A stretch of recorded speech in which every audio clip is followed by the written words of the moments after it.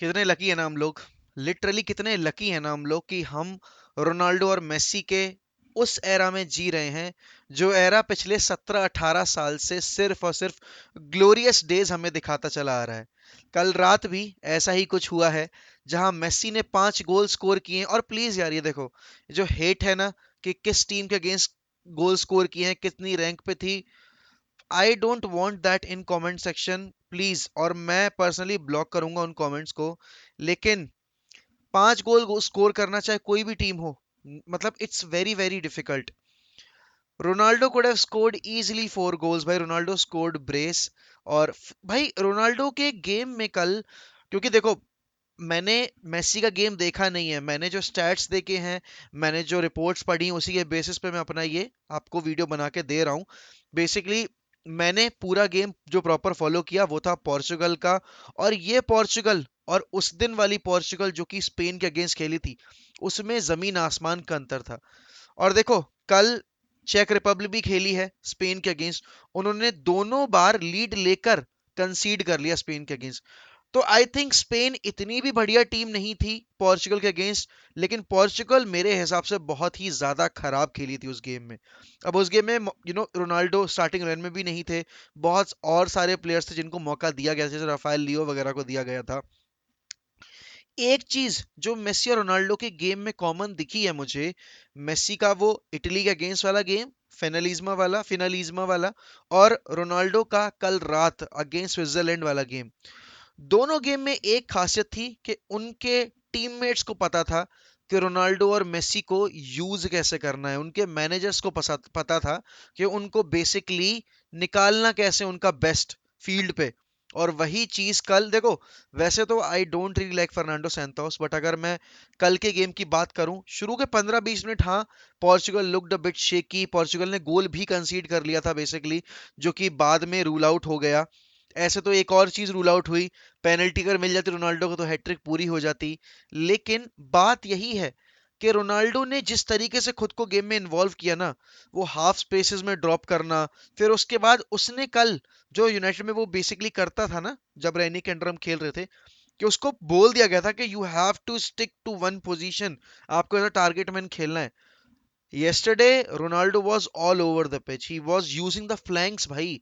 सबसे पहली चीज जो रोनाल्डो के गेम में हम नोटिस कर रहे थे, वो थी कि वो अच्छे से विड्थ का यूज कर रहा था पिच पे। और देखो कहीं ना कहीं इस चीज का फायदा पोर्चुगल को मिल रहा था। क्यों? क्योंकि पोर्चुगल ने कल विंग्स को अच्छे से यूटिलाइज करके स्विट्जरलैंड को बुली किया है। और ओटावियो भाई is such a young player, is such a beautiful player. और इन जैसे प्लेयर्स को ही आगे चलकर ये सारी नेशनल टीम्स को संभालना है। चाहे अगर मैं बात करूं अर्जेंटीना की, तो अर्जेंटीना में आपके पास जैसे कि मैंने कहा गर्नाचो हो गया, और एक और नाम लिया था हाँ यूलियन अल्वारेज हो गए। ये प्लेयर्स अगर रिस्पॉन्सिबिलिटी ले लेंगे, ये प्लेयर्स अगर उम्र से पहले मैच्योर हो गए, जैसे कि रोनाल्डो और मेसी हो गए थे, तो नेशनल टीम्स का भविष्य बहुत ही ज्यादा उज्जवल रहेगा पोर्चुगल और अर्जेंटीना का। इस पॉइंट ऑफ टाइम पे अगर मैं स्क्वाड वाइज बात करूं, तो भाई यूनाइटेड में खेलते हुए ब्रूनो ने जिस तरीके से परफॉर्मेंस इस साल डिलीवर की थी ना, एवरेज परफॉर्मेंस। और इवन अगर मैं स्पेन वाले गेम की बात करूं तो Bruno was pretty average, but कल के गेम में ब्रूनो वॉज गुड। बट अगर मुझे पूरी टीम में ना एक प्लेयर पकड़ना हो जो कि बहुत ही बेहतरीन खेला है विंग की पोजीशन पे, दैट वाज जाओ कैंसेलो। भाई जाओ कैंसेलो वाज सब लाइम। उसने जो गोल स्कोर किया है भाई, क्या था वो, भाई कुत्ता बना दिया उसने कीपर को, लाइक लिटरली। डिएगो जोटा के होने से एक चीज तो अच्छी होती है कि डिएगो जोटा जो स्पेसेस बनते हैं उसमें अच्छे से ऑपरेट करते हैं वो। लेकिन उनका आखिरी जो डिसीजन होता है ना बॉक्स में जाने के बाद, वो बहुत ही ज्यादा खराब है। पोर्चुगल आराम से कल 6 से 7 गोल स्कोर कर सकती थी आराम से, अगर डिएगो जोटा अपना दिमाग चला लेते थोड़ा सा। अब बात अगर दिमाग की है तो थोड़ा सा पैर भी चलाना बाकी था। रोनाल्डो ने दो अच्छे शॉट्स थे जहां वो आसानी से अपनी हैट्रिक कंप्लीट कर सकते थे। एक तो टैप ही नहीं मिला था भाई, 10 मिनट के अंदर फर्स्ट हाफ में हैट्रिक पूरी हो सकती थी क्रिस्टियानो रोनाल्डो की। लेकिन वही वाली बात है कि जब किस्मत में लगे हों लौड़े तो कहाँ से मिलेंगे पकौड़े। But on a whole Portugal की परफॉर्मेंस ने एक चीज तो साबित कर दी भाई, कि इस टीम में है वो काबिलियत जो अच्छी फुटबॉल खेल के ये दिखा सकते हैं। बट कंसिस्टेंट बेसिस पर क्या ये फर्नांडो सैंतोस की जो टैक्टिक्स हैं ये वर्क करेंगी बड़ी बड़ी टीम्स के अगेंस्ट? बेल्जियम हुई, फ्रांस हुई, स्पेन हुई, जर्मनी हुई, ठीक है ना? क्या इन टीम्स के अगेंस्ट ये टैक्टिक्स जो है sit back and hit them on the counter, ये वर्क करेगी क्या? क्योंकि if I am not wrong, हमने जर्मनी के अगेंस्ट पोर्चुगल का बुरा हाल होते देखा था यूरोज में। इफ अगर मुझे सही से याद है, क्योंकि उस टाइम में कोविड में था, तो मुझे अच्छे से दिमाग चल नहीं रहा मेरा basically, but I think Germany के अगेंस्ट इनके धागे खुले थे। उसके साथ ही साथ अगर मैं बात करूं यहाँ पे मेसी की, भाई आप खुद सोचो कि 17-18 साल से रोनाल्डो और मेसी ने पूरी फुटबॉलिंग जगत को इतने ज्यादा मोमेंट्स दिए सेलिब्रेट करने के, और उसके बाद भी फैंस जो हैं, जो एक्सट्रीमिस्ट है ना बेसिकली, देखो फैंस होना अच्छी बात है, लेकिन एक्सट्रीमिस्ट होना अच्छी बात नहीं है। एक्सट्रीमिस्ट एज अ हेटर और extremist as a supporter as well, क्योंकि उस वक्त ना आपको ना उस प्लेयर की बुराइयां दिखती हैं जब आप अंधभक्त हो जाते हो, और अगर आप अंधे हेटर बन चुके हो, बिल्कुल कुछ देखने नहीं अच्छा, तो आपको उसकी अच्छाइयां नहीं दिखेंगी। और यही एक दिक्कत है, स्पेशली जो हम, क्योंकि हम तो इंडियन कम्युनिटी में, हिंदी कम्युनिटी में बात कर रहे हैं कंटेंट के ऊपर। हिंदी कम्युनिटी में सबसे बड़ी दिक्कत यही है कि एक को उठाने के लिए दूसरे को गिराना जरूरी है, ठीक है ना? कल मेसी ने 5 गोल स्कोर किए हैं, तो मेसी के जो एक्सट्रीमिस्ट हैं वो कह रहे हैं कि रोनाल्डो ने सिर्फ 2 ही गोल स्कोर किए हैं। अब जो रोनाल्डो के फैंस हैं वो ये कह रहे हैं कि अरे भाई तुमने रैंक देखी है उसकी टीम की, किसके टीम के अगेंस्ट उन्होंने स्कोर किया? 112, इंडिया से भी नीचे आती है। रोनाल्डो देखो किसके अगेंस्ट स्कोर कर रहा है, 16th पे है फीफा रैंकिंग्स में, स्विट्जरलैंड। हम ये क्यों नहीं बोल सकते कि भाई दोनों हमें अपॉर्चुनिटी दे रहे हैं इस ब्यूटीफुल गेम को एंजॉय करने की? 5 गोल एक गेम में स्कोर करना, रोनाल्डो हैट्रिक स्कोर कर सकता था, 4-5 गोल मार सकता था अगेंस्ट स्विट्जरलैंड, और स्विट्जरलैंड तो उसकी one of the favourite team है ही भाई। जब जब स्विट्जरलैंड सामने आती है, ठोक पीट के बजा के काम तमाम करना रोनाल्डो का बहुत ही आसान सा वो रहता है इरादा। और कल एक और एक अच्छी चीज हुई, भाई गैरेथ बेल, वही गैरेथ बेल जिसको मैड्रिड का फैन बेस रिस्पेक्ट नहीं करता, जिसको मैड्रिड का फैन बेस उस तरीके से नहीं देखता जैसे वो बेंजिमा को देखते हैं, जैसे वो क्रूज को देखते हैं, मॉडरिच को देखते हैं। क्यों भाई? उसमें क्या कांटे लगे हुए हैं? उसने क्या तुम्हारे क्लब के लिए जीती नहीं है ट्रॉफी? और यही फर्क है देखो, वो बेल जो कि मैड्रिड के लिए अपॉर्चुनिटी नहीं मिल पाने के बाद भी हमेशा एक्टिव रहता है, वो वेल्स के लिए खेलते हुए हमेशा स्टार प्लेयर की तरह परफॉर्म करके दिखाता है। तो बात वो है कि वेल्स में उसको वो रिस्पेक्ट मिल रही है, वो प्यार मिल रहा है, वो अफेक्शन मिल रहा है, और वो हंगर है उसके अंदर। 58 साल के बाद वे मैंने सॉरी 58 क्यों, 1958 के बाद वेल्स आई थिंक पहली बार वर्ल्ड कप खेलेगी। 1958 के बाद, आर यू किडिंग मी? 1958 के बाद वेल्स सबसे पहली बार वर्ल्ड कप खेलेगी। भाई अगर आप इन सारी चीजों को एंजॉय नहीं कर रहे हो, आप अगर इन सारे मोमेंट्स को एंजॉय नहीं कर रहे हो, तो फिर आप फुटबॉल फॉलो क्यों कर रहे हो भाई? और देखो इसके बारे में वेल्स वाले जो हिस्ट्री है इसके बारे में हम दूसरे चैनल पे बात करेंगे इन डेप्थ में। लेकिन कल जैसी परफॉर्मेंस ब्रूनो ने दी है, जैसी परफॉर्मेंस रोनाल्डो ने दी है, उससे एक चीज क्लियर हो गई है कि भाई इन दोनों में दिक्कत है नहीं। और बेसिकली मेरे हिसाब से तो मैंने कभी ये चीज बोली भी नहीं कि रोनाल्डो में दिक्कत है, और ब्रूनो का एक वन ऑफ सीजन था, लेकिन दिक्कत है हमारे बाकी प्लेयर्स में जो कि यूनाइटेड की टीम का हिस्सा हैं। सेम चीज जो अर्जेंटीना के प्लेयर्स मेसी के लिए करते हैं, वो पीएसजी के प्लेयर्स मेसी के लिए नहीं करते।